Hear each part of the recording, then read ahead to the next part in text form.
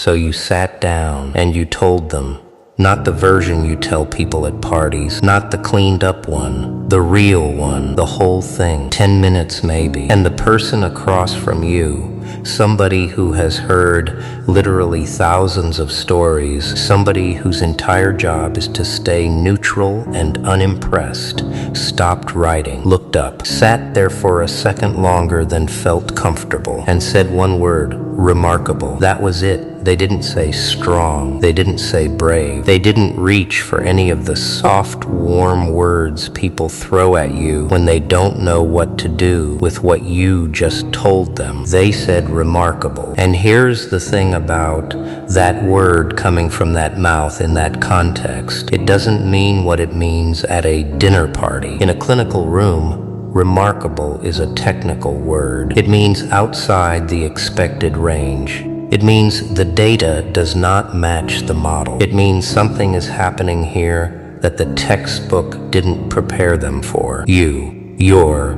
the something. Let me back up because I want you to feel where you actually were when this happened. You didn't walk in there expecting validation. You walked in there expecting to be diagnosed. You'd already decided somewhere on the drive over that you were probably the problem. That's what people do when they finally make that appointment. They show up convinced they're about to get the label they've been hiding from. You had the speech ready. You were going to apologize for taking up the hour. First rule of Fight Club is you do not talk about Fight Club. Second rule of Fight Club is you do not talk about Fight Club.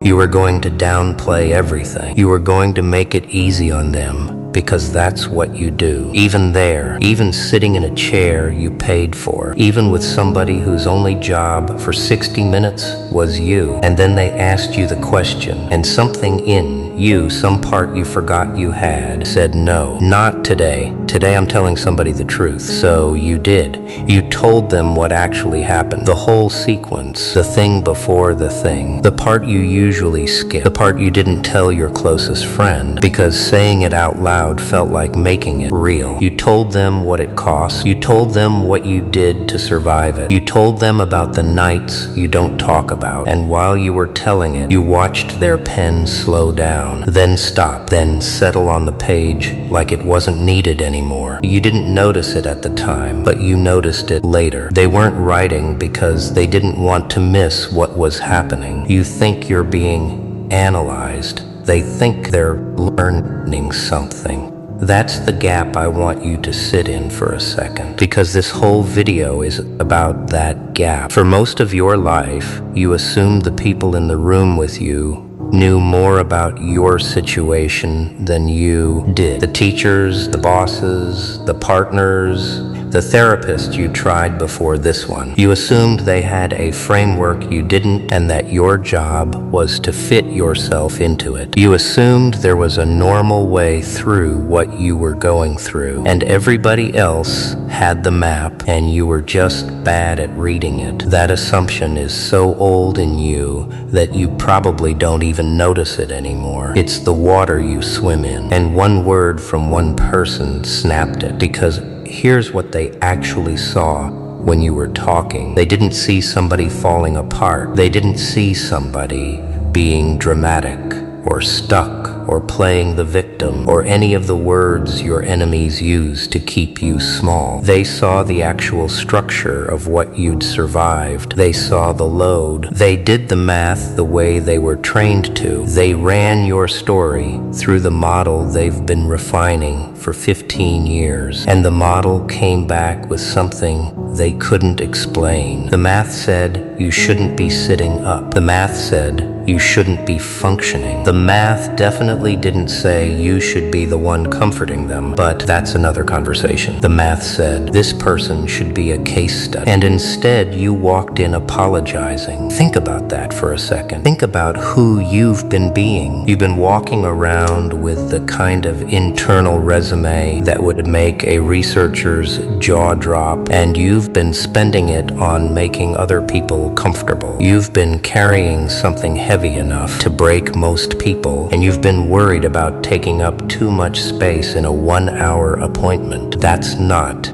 humility. That's not modesty. That's a habit that got installed in you a long time ago by people who needed you to never count what you were actually doing. And it worked until it didn't, until somebody in a quiet room used the wrong word for the way they trained you to see yourself. I want to talk about that word again, remarkable, because the people who hurt you had words for you too, and you've been carrying their words around for so long that you forgot a professional could look at the same set of facts and reach the opposite conclusion. They called you dramatic.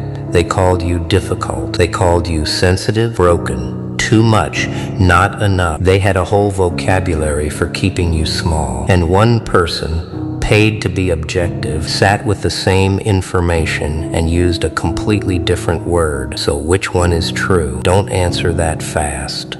Sit with it, because the answer is going to do something to you if you let it. The people who used the small words had a reason to use them. They needed you to be small so they could be the right size next to you. They needed your story to be the kind of story people don't have to take seriously. Because if your story was the size it actually is, then the way they treated you becomes the kind of thing they can't go to sleep with. So they kept you small with words year after year. And one person who didn't need anything from you, who had no investment in the outcome, used a different word because they weren't lying, because they had nothing to lose by saying what they actually saw. You know which one is true. You've always known. Here's what I want you to do with this. And I'm going to be honest, because the easy version of this video would just be vindication. And that's not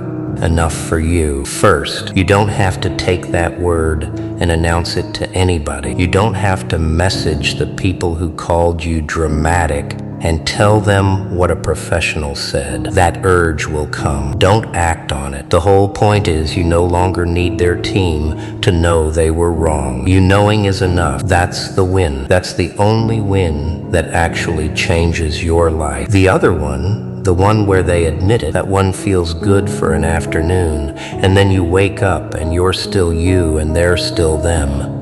The real win is internal. Keep it. Second, and this one's harder, you don't have to live up to remarkable. The word didn't come with a job attached. It wasn't a verdict that now requires you to perform. People hear something good said about them and immediately start worrying about how to deserve it. You're not auditioning for the word. The word was a description of something that was already true before they said it. You were already remarkable when you walked in. You were already remarkable in the parking lot. You were already remarkable at the worst night of your life, the one you still can't quite talk about. The word didn't change anything. It just named what was already there. Let that sit for a minute, because there's a quiet kind of power in not needing to prove the thing somebody just said about you. There's a third thing too, and this one I almost didn't say. You're allowed to take this word with you into rooms it doesn't seem to fit in. The cubicle, the kitchen at your parents' house, the text thread with the people who still don't get it. You don't have to act on it in those rooms. You don't have to bring it up, but you can carry it. You can sit there with it sitting in your chest like a small warm thing, and you can let it change the shape of how you take up that chair. Nobody around you has to know it's there. That's the part they can't take from you, the internal weather, the word that lives behind your ribs now. That's yours. And listen, I know what part of you is doing right now. Parts of that wants to discount this, that wants to say, well, they only said one word. Maybe they say that to everyone. Maybe I'm reading too much into it. That voice has kept you safe for a long time by talking you out of things that were really happening. It's a habit. It's not the truth. The truth is somebody trained to be unimpressed was impressed by you, and that means something. You can let it mean something without making it your whole personality. Just receive it. Just let it land for once. Most people go their whole lives without ever hearing something true about themselves from somebody qualified to say it. You did. On an ordinary afternoon in a quiet room from a stranger who had no reason to give you anything other than the truth. That happened. You were there. So now what? Now you go back into your life, and the people who used the small words are still going to use them. That part doesn't change overnight. The difference is that now there's a competing piece of evidence sitting in your chest, and every time they reach for a small word, you've got something to put next to it. You don't have to argue. You don't have to wave it around. You just have to know. The next time somebody who's never sat across from a real witness tries to tell you who you are, you can let them be wrong. Out loud, in private, in their head, wherever they're being wrong. Let them. Their word against the word, their guess against the data. You already know which one holds. The room went quiet for a reason that day, and the quiet is still doing its work somewhere underneath everything right now. It wasn't meant for you. The conversation was already happening when you walked up. The door was mostly closed. Or maybe it was a phone left off mute, or a text thread somebody scrolled past without realizing you were standing right there. However it happened, and the how doesn't really matter, your name was in somebody's mouth. You spend time with your family? Sure I do. Good. Because a man who doesn't spend time with his family can never be a real man. In a room, in a tone, and they didn't know you could hear it. What they said wasn't what you expected. And I need you to sit with that for a second before I explain what I mean. Because the easy version of this, when you lose your character, you lose everything. Remember that. would be they were talking badly about you. You got angry. Now it's war. That's not what happened. What happened was stranger than that. Worse in some places, better in others, at the same time. And that combination, that specific cocktail, is what changed everything. Let me break it apart. There was a voice in that conversation. Well, my brother has his sword, and I have my mind. A mind needs books like a sword needs a whetstone. That hurt you. Somebody you thought was safe. Somebody who, to your face, had always been warm, supportive, careful with you. And in that room, when they thought you weren't there, the warmth was gone. Not replaced by cruelty exactly. Replaced by something almost worse. Indifference, casual dismissal. Your name came out of their mouth the way you'd mention a chore you keep putting off. Like you were a problem to manage. Not impossible until we fail. If we fail searching for greatness. Not a person to consider. They weren't even angry at you. That would have been easier. They were bored of you, and they said it with the kind of ease that told you this wasn't the first time.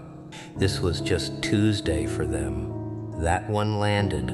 I know it. Maybe it's because you don't realize how much you appreciate something until somebody takes it away. Did. Because being hated is something you can fight.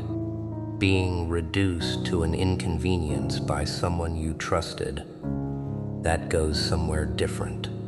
That goes into the... Do you know that the harder thing to do and the right thing to do are usually the same thing? part of you that still wants to believe people mean what they say to your face.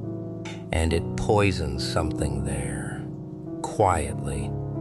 The way a crack in a foundation... They will strike and you will be alone. Just sits there, rearranging the weight distribution of everything above it.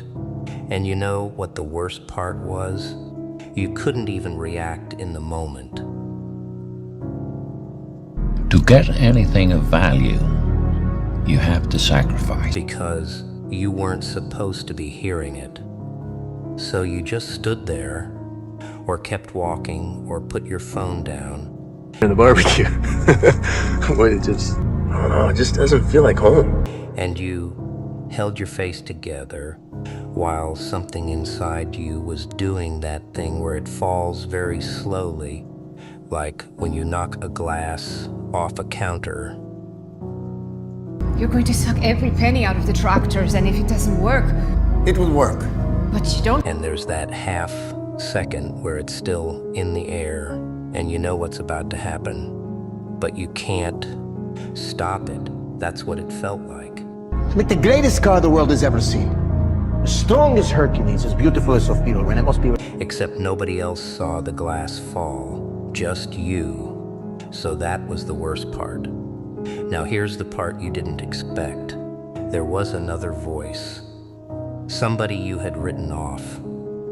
Somebody you assumed didn't think about you at all, or thought about you the way the first voice did. And that person... My family.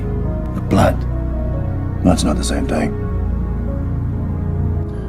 without knowing you could hear, said something that stopped you cold. They pushed back. They said, "No, actually, you don't know what you're talking about." My workers, huh? My friends. They love you because you pay them. You don't know what they've been dealing with. And the way they said it wasn't performative. It wasn't for an audience, because remember, there was no audience. They thought they were just talking. They defended you the way people defend things they've thought about privately for a while, and finally got a reason to say out loud. And suddenly, you've got two pieces of information that don't go together. The person you trusted is not who you thought. The person you dismissed is more than you knew.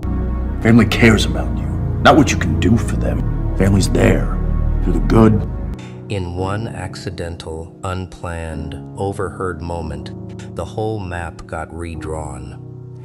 That's what changed everything, not the words, the map. Because up until that moment, you were navigating your life based on assumptions.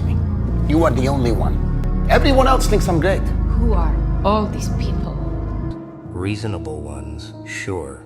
You assumed warmth meant loyalty. You assumed distance meant disinterest.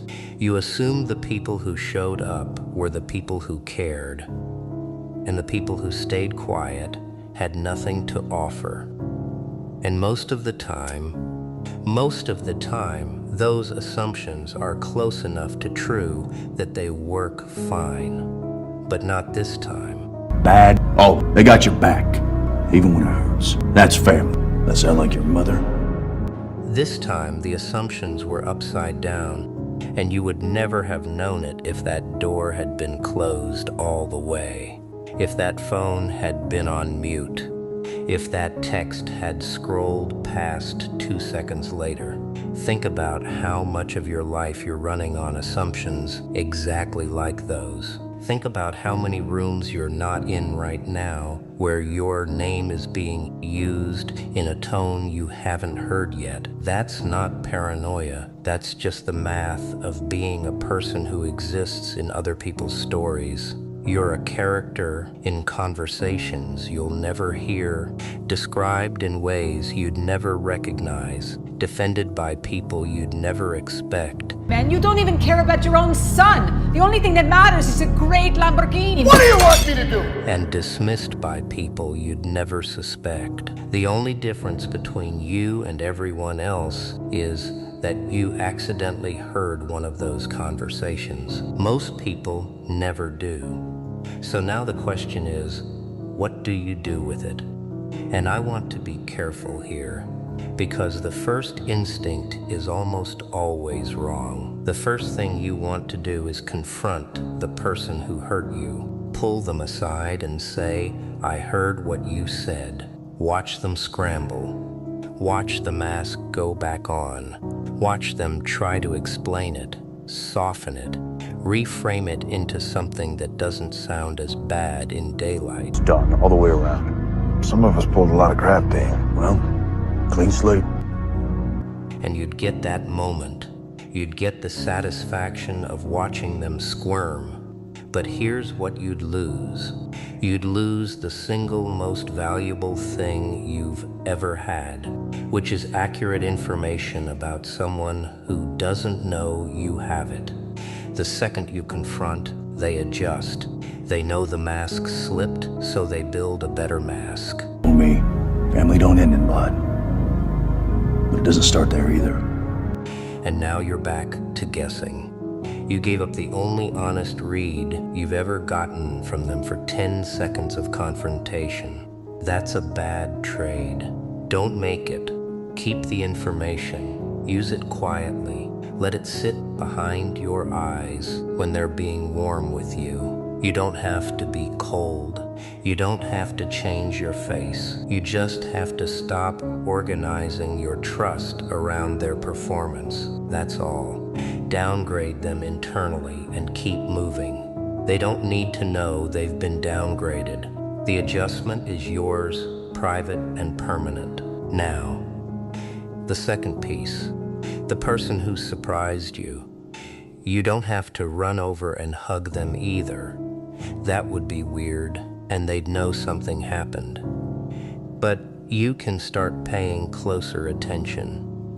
You can start noticing the things you were probably missing before, the small, consistent things that quiet people do instead of performing loyalty. The ones who don't announce their care. The ones who just keep showing up unremarkably without needing you to notice. You probably have more of those people than you think. You were just looking in the wrong direction because the loud ones took up all the space. And here's a thought that might sting a little. How many times has someone like that been standing next to you, giving you real loyalty, real attention, and you walked right past it because someone louder was putting on a better show?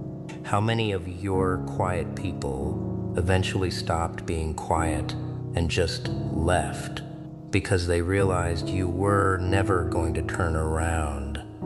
You don't have to answer that right now, but if a face just came to mind, that's the map working. That's the overheard conversation, doing something useful instead of just hurting. Here's the thing about overhearing something you weren't supposed to. It doesn't give you a weapon. It gives you a map. And a map is only useful if you actually follow it, instead of running back to yell at the territory for being different than you thought. Funny thing about giving everything, you'd think it'd be enough. You'd think that when you pour every last piece of yourself into another person, when you show up every single time, when you carry their weight and yours and still manage to smile at the end of it, you'd think that would matter. You'd think they'd at least, I don't know, stay.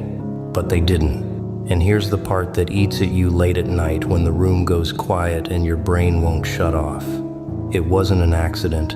It wasn't a misunderstanding.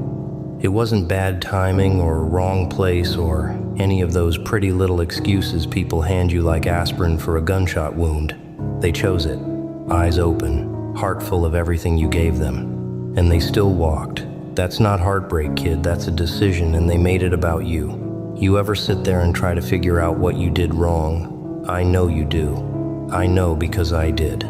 You replay every conversation, every text, every moment where you think, maybe that's where it turned. Maybe I said too much. Maybe I cared too hard. Maybe I was too available, too honest, too open. And you twist yourself into a pretzel trying to find the mistake, the flaw, the thing about you that made them decide you weren't worth keeping. But here's the truth, and it's ugly, so sit with it for a second. There was no mistake. You did everything right, and they still chose to lose you. Let me tell you what everything looks like, because I don't think you even know what you gave. You gave them 2 a.m., not the fun kind, the kind where your phone rings and they're falling apart and you pick up even though you have work in 5 hours. You gave them the version of yourself you don't show anyone. the soft one, the scared one, the one that says, I need you too, and hopes it doesn't get used against you later. You gave them patience when they didn't deserve patience. You gave them silence when they needed space and showed up the second they came back. No questions, no punishment, just you. Again, like always. You gave them the kind of loyalty that doesn't announce itself, the quiet kind, the kind that just stays even when staying costs you something nobody sees. And they took it. All of it. Like water from a tap they didn't pay for. Didn't even say thank you most of the time, just expected it. Like it was owed.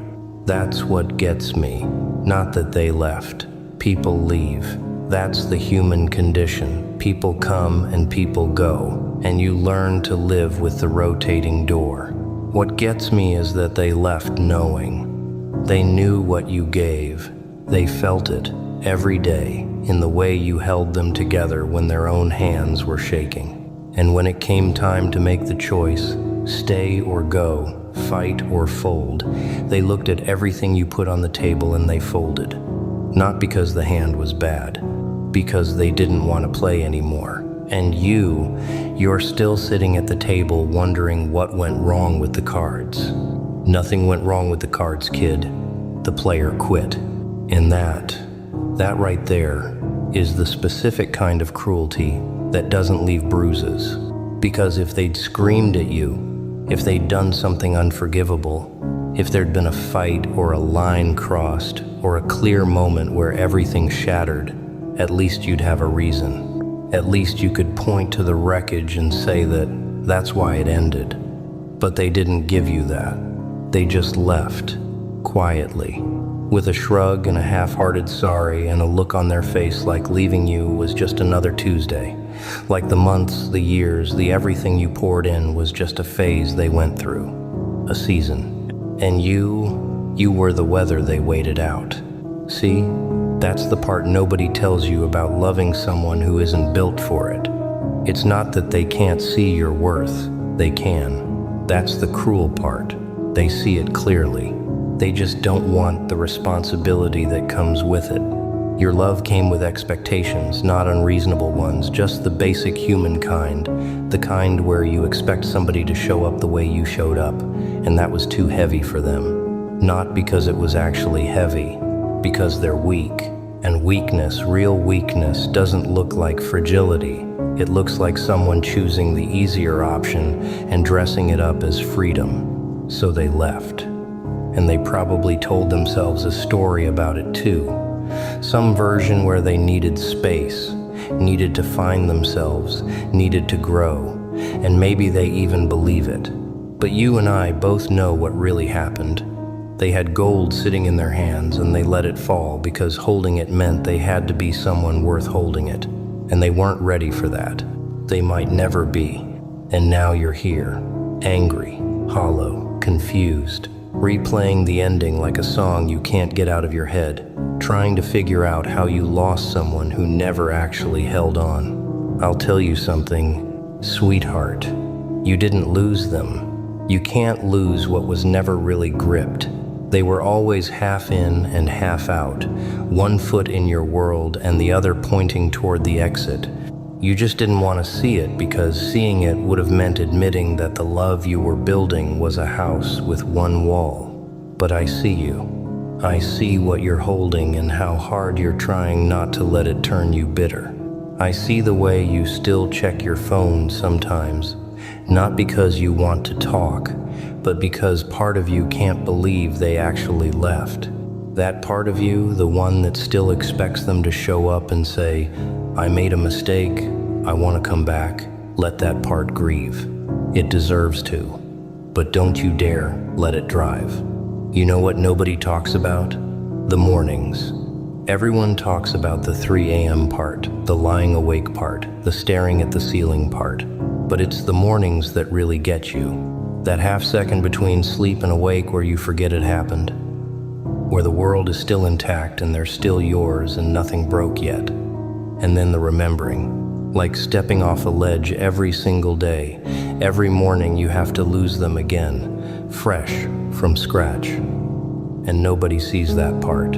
Nobody knows about the daily funeral you hold before your feet even hit the floor. Because here's what happens next. They're going to reach out. Not now, not while you're hurting. Later, when you've gone quiet. When you've started rebuilding in ways they can see from a distance. The gym, the career, the peace on your face that wasn't there before. They'll send that text. The casual one that pretends nothing happened. Hey, was thinking about you, miss your energy, and every fiber of your being is going to light up because the part of you that loved them doesn't have a switch. It just dims. It doesn't go off. And in that moment, you're going to have to choose.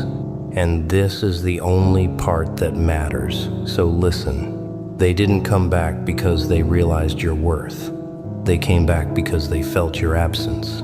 Those are not the same thing, kid.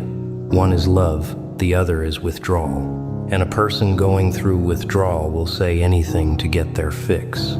They'll cry, they'll apologize, they'll rewrite history so clean you almost believe the version where they didn't mean to hurt you, but they did. And the person standing in front of you now isn't someone who's changed. It's someone who ran out of options and remembered you were one. Don't be an option for someone who was supposed to be your person. I know it's hard. God, I know it's hard. Because the love was real on your side. That's what makes it burn the way it does. You weren't playing, you weren't performing. You gave them the authentic, unedited, terrifying version of yourself. The one that says, I'm all in, and I'm not pretending otherwise.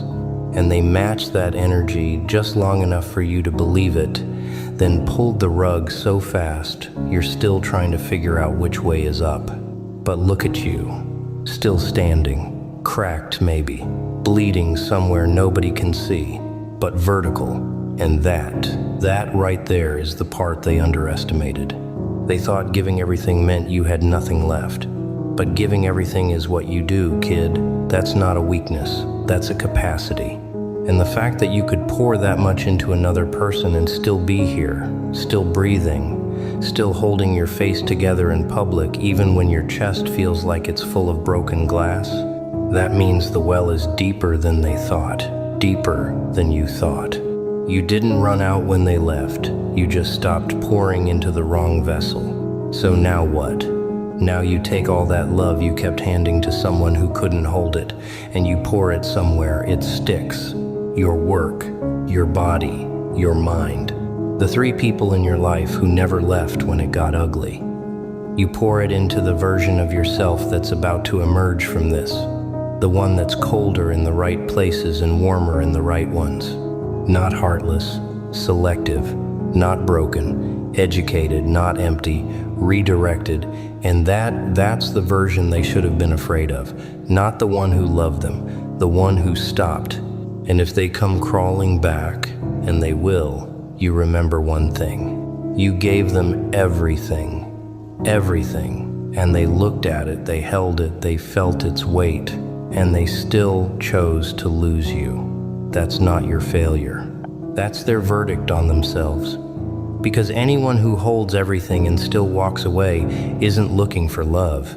They're running from it. Let them run. You stay, you build, you become the thing they lost and can't replace. And when they finally realize what they threw away, when it hits them at 3 a.m. the way it hits you now, you don't answer. Not because you're cruel, because you're done. They chose to lose you, kid. Let them live with the choice. We tried to poison you because you're an insane, degenerate piece of filth, and you deserve to die. Ah, look at you, walking in there like it's nothing, checking in at the front desk with that voice, that calm, pleasant, I'm fine thank you voice that you've been using so long it doesn't even feel like a performance anymore, filling out the clipboard. The one that asks you to rate your pain on a scale of 1 to 10, as if your pain has ever fit on a scale designed for people who have only had one thing go wrong at a time. You circled a 4. You always circle a 4. A 4 means, I'm here, but I'm not going to make this about me. A 4 means I need help, but not enough to take up too much of your time. A 4 is a lie you've been telling medical professionals for so long, it has its own posture. The nurse called your name. You stood up like it didn't cost you anything. Smoking marijuana, eating Cheetos, and masturbating do not constitute plans in my book. She took your blood pressure. She took your weight. She typed something into the computer without looking at you. She asked you the screening questions. Any changes, any new symptoms, any concerns, and you said no. You said no the way you always say no, quickly, lightly, like the honest answer would take longer than the appointment allows. And then the doctor came in. She's been your doctor for a while, or maybe she hasn't. Maybe she's new. Maybe you've been passed between 4 of them in 3 years, because the system isn't built for people like you. It's built for people who have one problem and then get better and then leave. Either way, she came in, she sat down, she opened your file, and she stopped. Not dramatically, not the way it happens in movies, where the doctor holds a scan up to the light and gasps. It was smaller than that, quieter. She was scrolling through the chart on her screen, and her scrolling slowed, and then it stopped, and she leaned back in her chair about 2 inches, and she looked at you over the top of her glasses, and then she looked back at the screen, and under her breath, not to you, not to anyone, just to the air in the room, she whispered it. How is this person still standing? She didn't mean it as a compliment. That's important. She didn't mean it the way people mean it when they say you're so strong, which is what people say when they want to acknowledge your pain without actually sitting in it with you. She meant it clinically. She meant it the way an engineer means it when they say, how is this bridge still standing? With genuine diagnostic confusion. Because your file, the actual medical document that represents the accumulated history of your body, does not support the person sitting in front of her. Let me tell you what she was looking at. I don't know why you want to kill him so badly. He's a good guy and a great businessman. She was looking at a chart that started with something most people would consider a full story on its own. The first entry, the thing that happened that first brought you into the system, the thing you probably don't even mention anymore when people ask how you are, because it's been absorbed into the background noise of your life, because you've normalized it, because you had to, because if you treated every wound like a wound, you would never get out of bed. That first thing, it's still in the chart, it's still on page 1, and it was enough.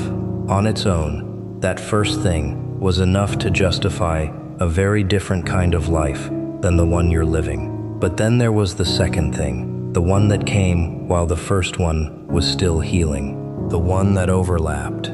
The one that arrived during the window when your body was supposed to be recovering and instead had to start fighting on a second front with resources that were already depleted from the first. That's in the chart too. And in the margin of that entry, from a previous doctor, there's a note that says, patient presents as stable, which is medical language for, I don't understand how this person is upright, but they seem to be managing. So I'm going to document that and move on.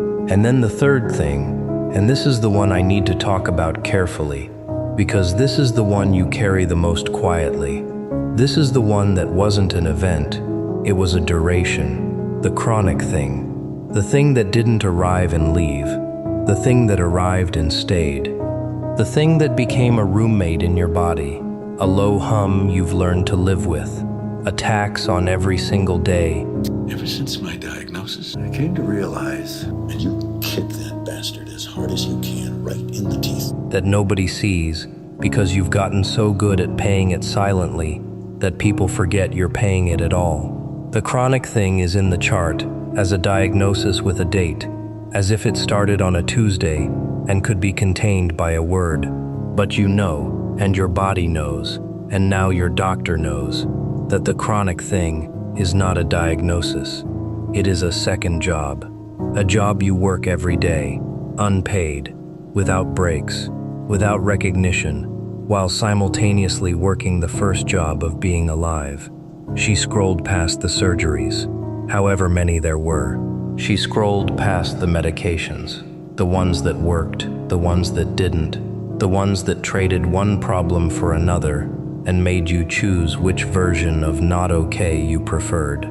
She scrolled past the referrals to specialists who each looked at one piece of you and none of them looked at the whole. She scrolled past the imaging, the blood work, the follow-ups you made and the ones you missed because you couldn't afford the copay or couldn't get the day off or couldn't face another waiting room where the magazines are from 2019 and the receptionist doesn't look up.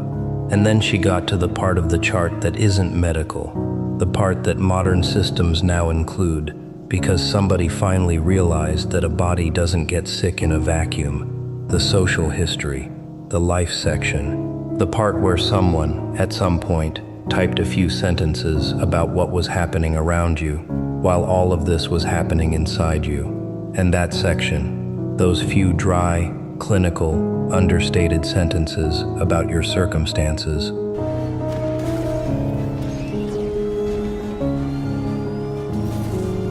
is what made her lean back those 2 inches. Because the section says what you never say. It says that while your body was doing all of that, while the first thing and the second thing and the chronic thing and the surgeries and the medications were happening, you were also navigating a life that was not making it easier. It mentions the loss. It mentions the stress. It mentions the housing, the work, the caregiving, the thing you were holding together for someone else while your own structure was compromised. It mentions, in the flattest possible language, the conditions under which you were doing all of this surviving, and the conditions were not favorable. She sat there, this woman who has been practicing for decades, who has seen more charts than she can count, and she did something she doesn't usually do during a routine visit. She read the whole thing, start to finish. She read it the way you'd read a novel about someone you couldn't believe was real. Not because any single entry was the most dramatic thing she'd ever seen. She's seen worse, individually. She's seen scarier diagnoses. She's seen harder surgeries. What she hadn't seen, or hadn't seen often enough to stop being stunned by it, was this density, this accumulation, this specific, relentless, compounding stack of things happening to one person who keeps showing up to appointments with a 4 circled on the clipboard and a voice that says no new concerns. Here's what she wanted to say to you and didn't, because doctors are trained not to say it, because saying it breaks the clinical frame, because the moment she says it, she's not a doctor anymore, she's a person, and the room doesn't have space for 2 people being human at the same time. She wanted to say, I don't know how you're doing this, not how you're surviving. She can see the how of that, the medications, the adjustments, the sheer biological stubbornness of a body that has been asked to quit and hasn't. She means how you're doing this with grace, how you're walking in here with clean clothes and a calm voice and a question about her day, how you are circling a 4 when your chart is screaming a 9, how you have, somehow, over the course of years and conditions that would have reduced most people to a permanent state of crisis, maintained a way of being in the world that looks, from the outside, like someone who is fine. That gap between what the file says and what you present is the thing she cannot reconcile, and she has been trained to reconcile things.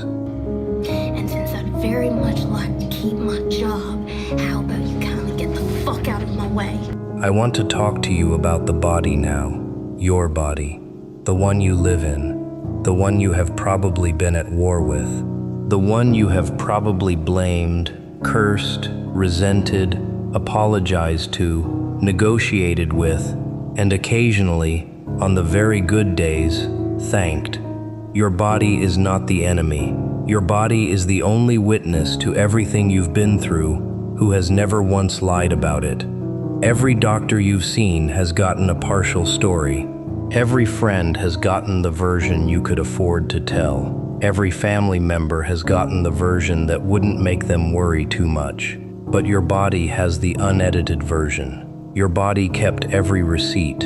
Every sleepless night is in your cortisol. Every grief you swallowed without processing is in your inflammation markers. Every time you chose to keep going when stopping was the medically reasonable option, your body logged it, not as a complaint, but as evidence.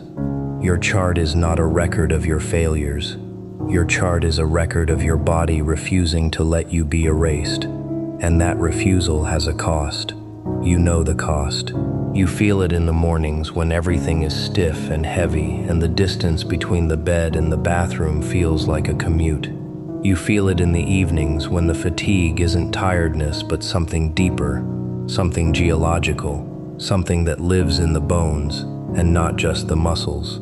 You feel it in the moments when your body sends you a signal and you override it because you have things to do and people to take care of and a life to maintain that doesn't pause for your biology. But here is what the cost also means. Stay out of my territory. And this is the part I need you to hear. The cost means the body is still in the fight. A body that has stopped fighting doesn't send signals, doesn't produce pain, doesn't get stiff in the morning, doesn't generate the fatigue that drags you down at 8 p.m. Those signals, the ones you've been treating as the problem, they are not the problem. They are the body's way of telling you it's still operational, still reporting for duty, still running systems that, according to the chart on that screen, should have shut down a long time ago. Your pain is not your body failing you. Your pain is your body showing up to a shift it was never staffed for and doing the work anyway with whatever it has left and sending you the invoice. And here is the part that would break her if she knew it. The part that's not in the chart because the chart doesn't have a field for it. While all of this was happening to you, you were taking care of someone else. You were driving somebody to their appointment while you were 3 months overdue for your own. You were making dinner the night after a procedure because someone in your house needed to eat and nobody else was going to do it. You were carrying someone else's emergency in your arms while your own body was sending you signals you were actively ignoring because the person in front of you needed you more than you needed to sit down. You were answering the phone at 2 in the morning for a friend who was falling apart, and you stayed on that call for an hour and a half, and when you hung up you didn't go back to sleep because your pain had woken up with you, and it doesn't have a snooze button. That's nowhere in the file. The file tracks what was done to you and what was done for you. It does not track what you were doing for everyone else while your own system was running on emergency reserves. I am the danger. A guy opens his door and gets shot and you think that of me. No, I am the one who knocks. It doesn't know that you were a hospital and a patient at the same time, that you were administering care with one hand and receiving it with the other, that the same body that was setting off clinical alarms in one room was holding another person together in the next. No chart has a column for that. No intake form asks, while you were managing your own condition, how many other people were you keeping alive? But if it did, if that column existed, that's the one that would have made her whisper. And here is something very quiet I want to say about the waiting room. You sat in it for 20 minutes before they called your name. You sat there with your clipboard and your four and your calm face. And across from you, in one of those plastic chairs, there was someone else. You don't know their name. You'll never know their chart.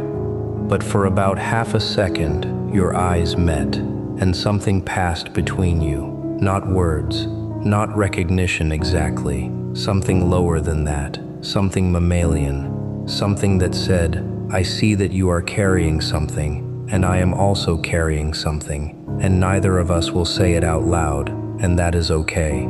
That half second of silent acknowledgement from a stranger in a waiting room has sometimes meant more to you than entire conversations with people who know your full history. Because that person wasn't performing care. They were just one body recognizing another body that was doing something impossible and choosing, like you, to circle a 4 and sit up straight. Your doctor closed the chart. She looked at you, and in that look was something you've been waiting a very long time for someone in that room to give you. Not pity. You've had pity. Pity is what people give when they don't know what else to do. I couldn't have him kill you. This was something rarer. This was clinical respect. The kind of respect a professional gives when their expertise meets something that exceeds their training. She respects what your body has done. She respects the sheer structural integrity of a person who should, by the numbers, by the data, by the accumulation of evidence in that chart, be somewhere else entirely, and isn't. You're here. You're sitting in that paper gown under fluorescent lighting, with your 4 circled on the clipboard and your shoes lined up neatly by the exam table, and you are, by every metric she has access to, an impossibility she can document but not explain. She won't say any of this out loud. She'll adjust your medication. She'll order the labs. She'll schedule the follow-up. She'll type her note, and the note will be clinical and measured, and will not contain the sentence she whispered under her breath. That sentence will stay in the room. It will stay in the air between the two of you, unspoken, unrecorded, unofficial. But she'll carry it, the way doctors carry certain patients home with them. Not the dramatic ones, not the emergencies, the quiet ones, the ones who walk in on their own 2 feet with a chart that says they shouldn't be walking at all. You'll check out at the front desk. You'll schedule the follow-up. You'll walk through the waiting room past people who have no idea what you're carrying. Say my name. Heisenberg. You're goddamn right. Because you carry it the same way you carry your bag, on one shoulder, like it weighs nothing. Because you've been doing it long enough that your posture has adapted to the weight.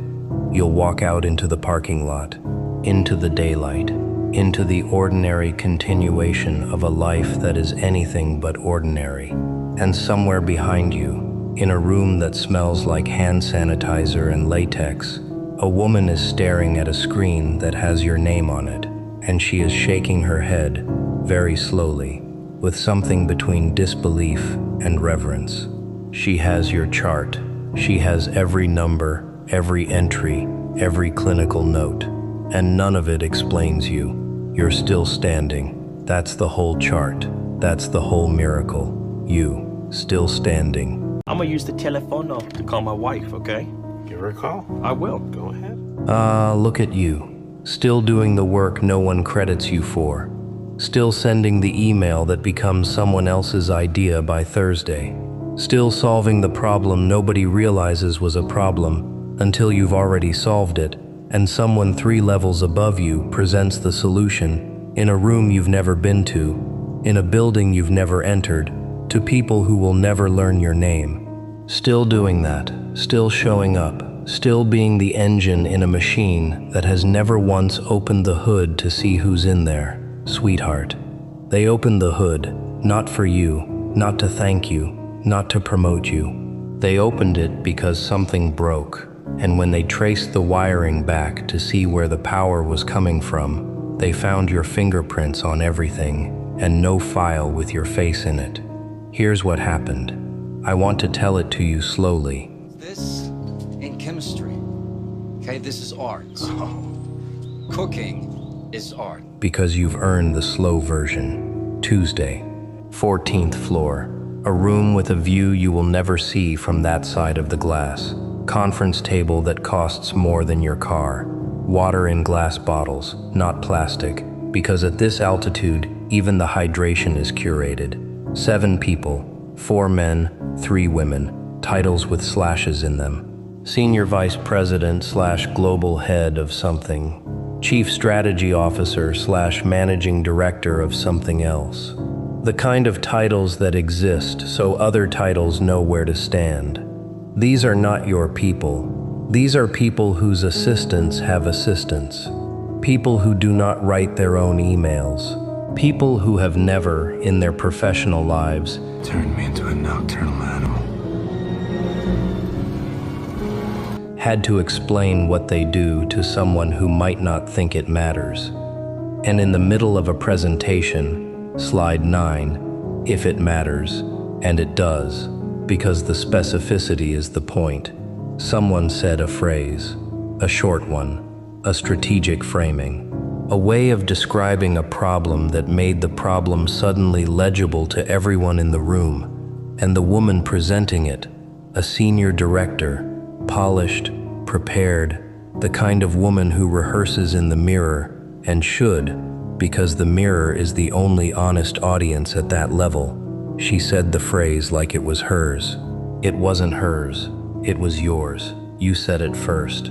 14 months ago, in a meeting so small it didn't have a calendar invite.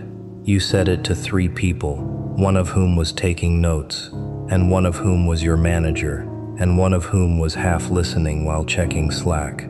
You said it because you understood the problem in a way no one else in the room did, and the words came out clean and right, and you probably didn't even write them down afterward because it felt like an ordinary sentence on an ordinary day. But someone wrote it down. Someone carried it out of that room, the way a bird carries a seed, without knowing what it would grow into, without planning the forest, just holding it in their beak and dropping it somewhere else, because that's what birds do. And it got picked up, and it got repeated, and each time it was repeated, your name fell off it a little more, the way a return address wears off a package that's been forwarded too many times. By the time it reached the 14th floor, it was nobody's sentence. It was just the way we think about this now. It was institutional grammar. And nobody in that room, not one of those 7 people, knew it had an author.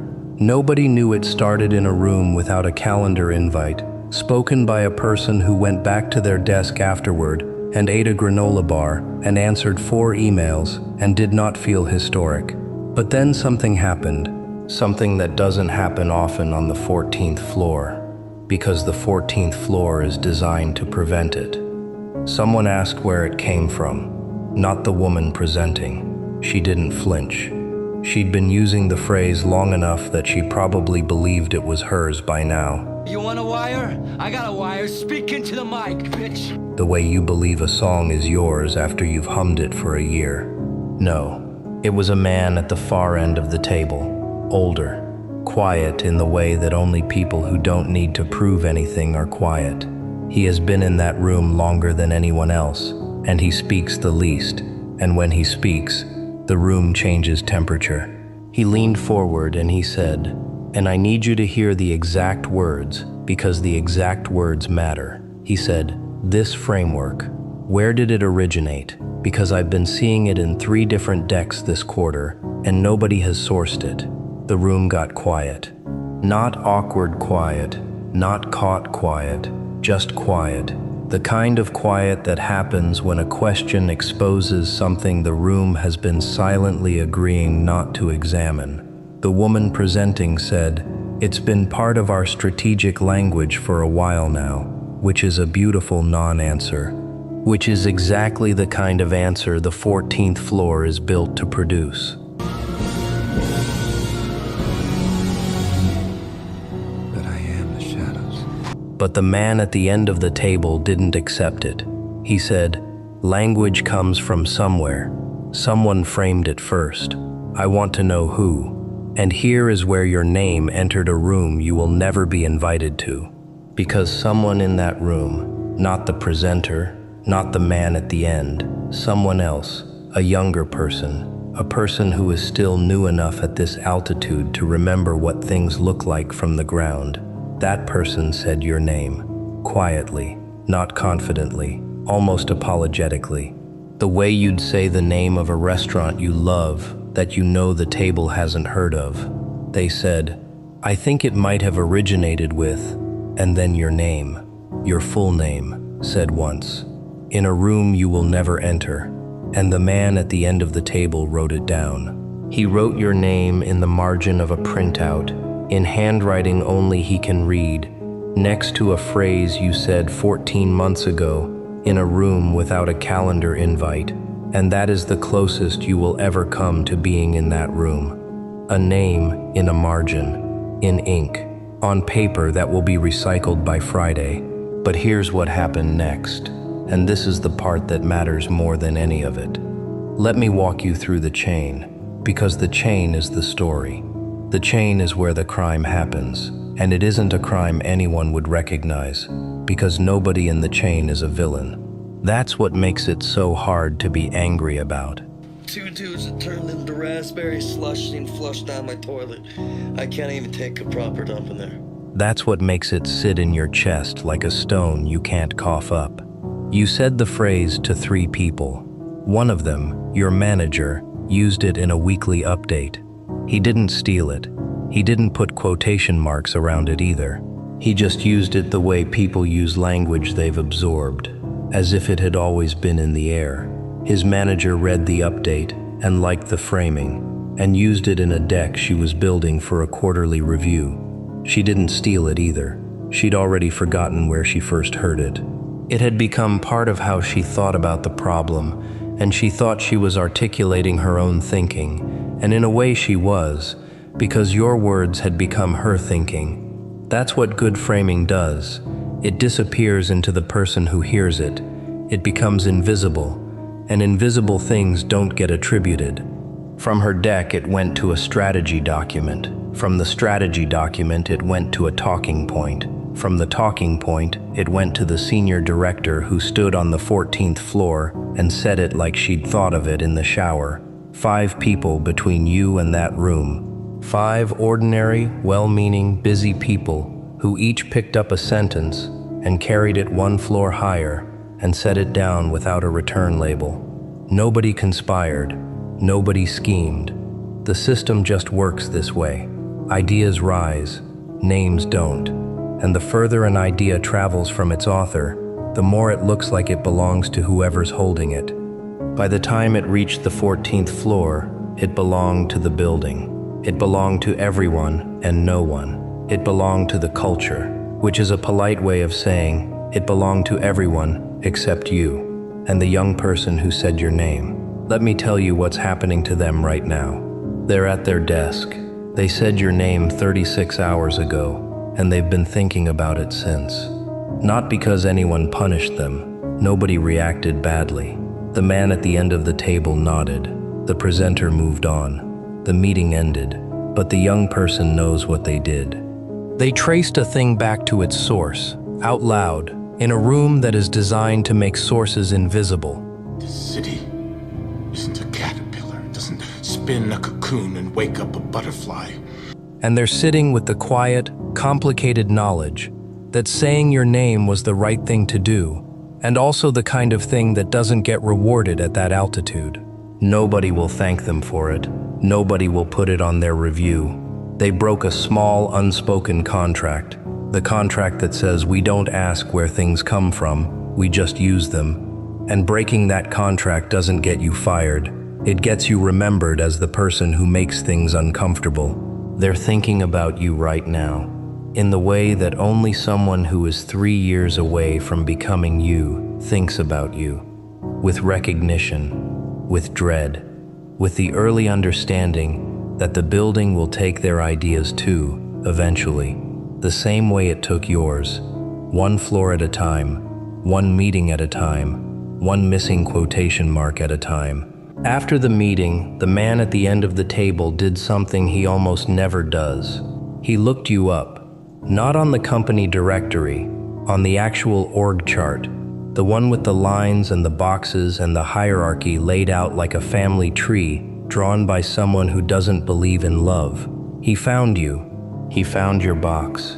He saw where you sit in the architecture. And he saw that you sit 4 levels below the room your words just furnished. 4 levels. He didn't say anything about it to anyone. That's not what men like him do. Men like him don't send emails about things like this. They note them. They carry them. They fold the information into a private understanding of how the building actually works versus how the org chart says it works. And the distance between those two, the actual building and the org chart, that distance is you. could be a problem. Problems, just opportunities that haven't presented themselves. You are the gap between what the company says it runs on and what it actually runs on. Let me tell you what you are to that building, because nobody has. Nobody has ever sat you down and said this, and you need to hear it. Even if hearing it makes you angry, even if it makes you tired, even if the first thing you do with it is argue. You are the original text. Everything above you is a translation. Some of the translations are good. Some of them are polished and professional, and they perform well in rooms with glass water bottles. But they are translations. They are versions of a thing you said first, in plainer language, in a smaller room, to people who weren't listening hard enough. And translations, no matter how skilled, always lose something. They lose the heat. They lose the specific weight of a sentence that came from a person who actually understands the problem, because they live inside the problem, not above it. The 14th floor speaks about the problem. You speak from it.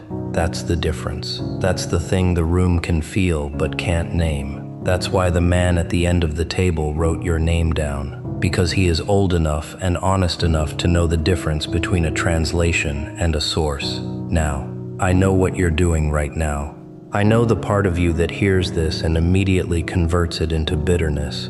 I know the math you're running. 14 months, 4 levels, 7 people who don't know my name, the woman who said my words like they were hers. I know that math. I've watched you run it before, and I need you to stop, not because the math is wrong. The math is right. You are uncredited. You are unseen. You are operating at a level that the building benefits from without acknowledging. I say we just move there, yo. I mean, you can do your art. Like, you can paint like the local castles and shit. And I can be a bush pilot. That is real. That is not something I'm going to dress up and call a blessing. It isn't a blessing. It's a structural injustice, and it's boring, and it's old, and it happens to people like you every single day, in every building, in every city on Earth. But here is what the math doesn't show you. The math doesn't show you that the phrase survived. Your words, your specific framing, your exact way of seeing the problem. It climbed 14 months and 4 levels and survived intact. It survived the telephone game. It survived the attribution loss. It survived being repeated by people who didn't understand it as deeply as you do. It arrived on the 14th floor, still sharp, still useful, still the clearest articulation of the problem that anyone in that room had heard. That is not normal. Ideas do not normally survive that journey. Most of them die on the 2nd floor. Most of them get diluted into mush by the 3rd meeting. Yours arrived on the 14th floor with its spine still in it. That means the idea is structurally sound. And structurally sound ideas don't come from people who are in the wrong place. They come from people who are doing the right work in the wrong room. And here's the other thing the math doesn't show you. The man at the end of the table, he wrote your name down. He doesn't write names down. His margins are famous for being clean. He is a man who has sat through 10,000 meetings and taken notes on maybe 200 of them. Your name is in the margin of a meeting he took notes on. That isn't fame. That isn't a promotion. That isn't the recognition you deserve. But it is a data point in a system you don't have visibility into. Life is not a fairy tale, but everyone deserves. And data points, in buildings like that, compound. You want to know why you'll never be invited to that room? I'll tell you. And the reason is not what you think. It's not because you're not good enough. You are the source material for a room full of people who are paid to sound like they came up with it themselves. The room doesn't exclude you because you're beneath it. The room excludes you because inviting you in would require the room to admit where everything came from. Your invitation would be a confession. Every person in that room who has ever used your framing without sourcing it, who has ever presented your thinking as institutional knowledge, who has ever climbed a rung on a ladder built from your sentences. Every one of them would have to sit across from you and know, not apologize. They'd never apologize. Just know. And knowing, for people at that altitude, is worse than apologizing, because apologizing is an event you can schedule and survive, and knowing is a weather system that never leaves. So they keep you out, not with malice, with architecture, with org charts that put 4 levels between you and the room your ideas already occupy, with titles that tell you where you belong, and job descriptions that tell you what you're for. And you, because you are decent and professional, and not the kind of person who storms the 14th floor demanding credit, you stay where they put you, and you keep producing, and your work keeps climbing, and the distance between where you sit and where your ideas land keeps growing, and the building keeps running on a fuel source it refuses to name. Here is what I want you to take with you tonight. The room will never invite you. I'm just a guy that got fed up with men like you, and I decided to do something about it. That's what makes you dangerous. That is probably true, and I'm not going to pretend otherwise. But the room doesn't own the idea. You do. The room is renting it. The room is leasing your language at a markup, presenting it in better lighting, serving it in glass bottles instead of plastic. But the water is yours. It was always yours. And somewhere in the margin of a printout that will be recycled by Friday, a man who speaks the least and matters the most just wrote your name down. Not because someone told him to, because he asked a question that nobody wanted answered, and the answer was you. That name in that margin is not a promotion. It's not justice. It's not even close to enough. But it is proof that the source can be traced, that the original text still has an author, that the building knows, somewhere in its private memory, exactly who is keeping the lights on. You won't be in the room, but you're in the walls, you're in the wiring, you're in the language they speak, without knowing where they learned it. And one day, not today, probably not tomorrow, but one day, someone at that table is going to say your phrase again. I will own him when this is over. Every cent he earns, every cent his wife. And the man at the end is going to tap the margin where your name is written, and he's going to say, very quietly, to no one in particular, I'd like to meet this person. And he won't be able to, because by then you'll have already left the building. Not because you gave up, because you finally built a room of your own, with your own table, with your own glass bottles, with your name on the door instead of in the margin, and the phrase that furnished their 14th floor will be hanging in your lobby, framed, attributed, in your handwriting, dated 14 months before they ever heard it. And when they visit, and they will visit, because rooms built on borrowed language eventually need to meet the lender, they'll see it on the wall, and they'll know. They always knew. They just never said it out loud, until now.